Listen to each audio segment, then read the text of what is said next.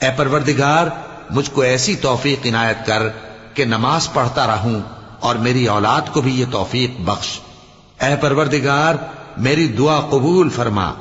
اے پروردگار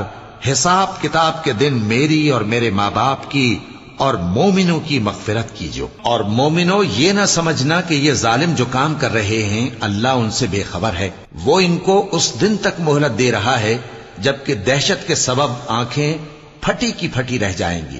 اور لوگ سر اٹھائے ہوئے میدان قیامت کی طرف دوڑ رہے ہوں گے، ان کی نگاہیں خود اپنی طرف لوٹ نہ سکیں گی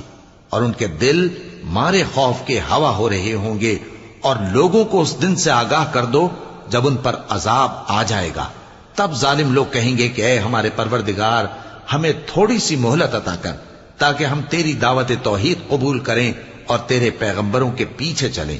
تو جواب ملے گا کیا تم